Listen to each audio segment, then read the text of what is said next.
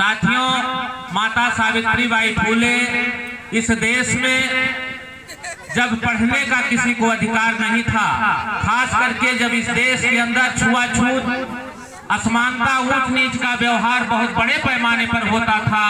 उस दौर में, उस समय में माता सावित्रीबाई फूले का जन्म होता है। और माता सावित्रीबाई फूले का जब जन्म होता है तो माता सावित्रीबाई फूले ने, आपने देखा होगा कि माता सावित्रीबाई फूले एक साड़ी साथ में लेकर जाती थी और एक साड़ी पर उनके ऊपर कीचड़ फेंके जाते थे, लेकिन माता सावित्रीबाई फूले ने घबराने का काम नहीं किया। उन्होंने उसको सहते हुए और जुल्म का विरोध करते हुए माता सावित्रीबाई फूले ने हम जैसे लोगों को, खास करके महिलाओं को, जिसको बोलने का अधिकार नहीं था, जिसको पढ़ने का अधिकार नहीं था, माता सावित्रीबाई फूले ने सबसे पहले बच्चियों को पढ़ने का अधिकार दिया और खास करके स्कूल खोलने का भी काम किया। और जिसमें बच्चियां आई, आज वो पढ़ी, आज वो डॉक्टर हुई, आज मास्टर हुई, इंजीनियर हुई, प्रोफेसर हुई, यहाँ तक इस देश की राष्ट्रपति भी बनी। ये माता सावित्रीबाई फूले के जीवन संघर्ष का नतीजा है। अगर माता सावित्रीबाई फूले इस देश में ना जन्म लिया होता तो शायद आज हमारी स्थिति बद से बदतर होती। लेकिन धन्य है माता सावित्रीबाई फूले, धन्य है छत्रपति साहू जी महाराज, धन्य है ज्योतिबा फूले, जिन्होंने पूरा जीवन जवानी जिंदगानी लगा करके हमको आपको बोलने लायक अवसर दिया, हमको आपको पढ़ने लायक अवसर दिया, हमको आपको खास करके इस देश के अंदर अपनी विचारधारा पहुंचाने लायक अवसर दिया। आज अगर हमारे बीच में ज्योतिबा फूले ना होते तो शायद सावित्रीबाई फूले ना होती। और सावित्रीबाई फूले को अगर पढ़ाने का किसी ने काम किया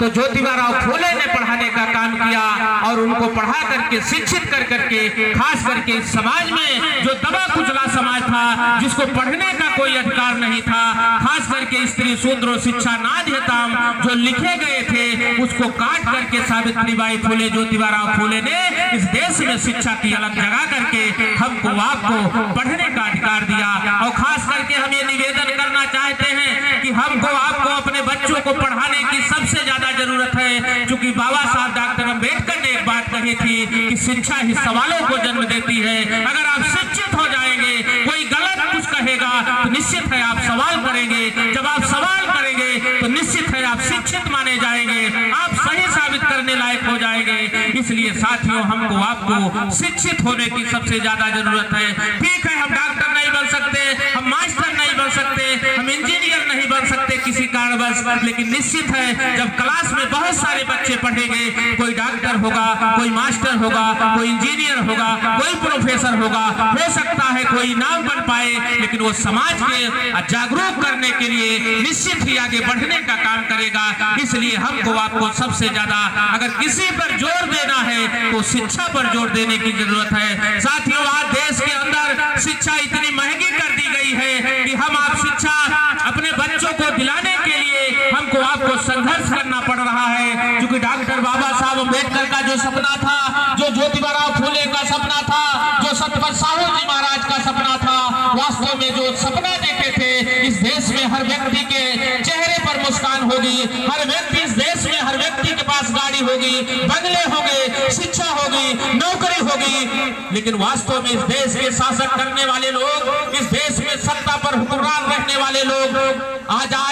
भारत को 75 साल हो गए हैं, लेकिन वास्तव में हम किसी सरकार की अगर समीक्षा करें तो वास्तव में माता सावित्रीबाई फूले का जो सपना था, जो उनका एक लक्ष्य था, शायद उसको पूरा करने का काम नहीं किया। इसलिए साथियों, हम कहना चाहते हैं कि आज हम आपको हमारे महापुरुषों की विचारधारा को बढ़ाने की जरूरत है। जैसे आपको मैं बताना चाहता हूँ, एक समाज होता है, एक विचार होता है, जब वो विचार एक समाज रूपी धारा में जाता है, यानी कह लिया जाए व्यक्ति के बीच में जाता है, तो निश्चित है एक दूसरे व्यक्ति के पास वो जब विचार जाता है तो निश्चित है वो व्यक्ति वो विचार बढ़ाने का कार्य करता है, और जब वो विचार बढ़ जाता है तो निश्चित है एक ताकत बन जाती है, और हम बहुत सारे लोग उस विचारधारा को बढ़ाने का कार्य करते हैं। इसलिए हमको आपको बाबा साहब अम्बेडकर की विचारधारा को पढ़ने की जरूरत है, तथागत बुद्ध को पढ़ने की जरूरत है, क्योंकि तथागत बुद्ध ने कहा था कि दिशा में हम अकेले चले। आज हमको आपको ये तय करना पड़ेगा, अगर कोई गलत दिशा में जा रहा है तो हमको आपको उसका साथ नहीं देना है। जो सही दिशा में जाने वाले व्यक्ति हैं हमें उसका साथ देना है। तभी वास्तव में तथागत बुद्ध, कबीर, डॉक्टर अंबेडकर का सपना पूरा हो सकता है, तभी ज्योतिबा फूले का सपना पूरा हो सकता है, और तभी माता सावित्रीबाई फूले का सपना पूरा हो सकता है। इसलिए साथियों, ज्यादा कुछ ना कहते हुए बस एक निवेदन करना चाहता हूं कि हमें हताश और निराश होने की जरूरत नहीं।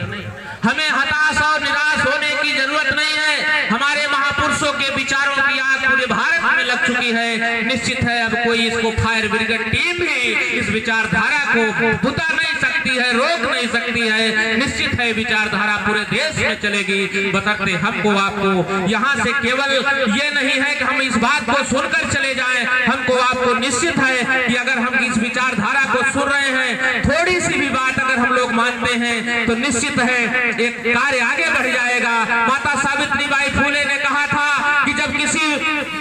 परिवार में एक व्यक्ति शिक्षित होता है तो केवल व्यक्ति शिक्षित होता है, लेकिन जिस परिवार में एक महिला शिक्षित होती है उसका पूरा परिवार शिक्षित हो जाता है। इसलिए साथियों, हमको अपने बच्चियों को पढ़ाने की सबसे ज्यादा जरूरत है। और ज्यादा कुछ ना कहते हुए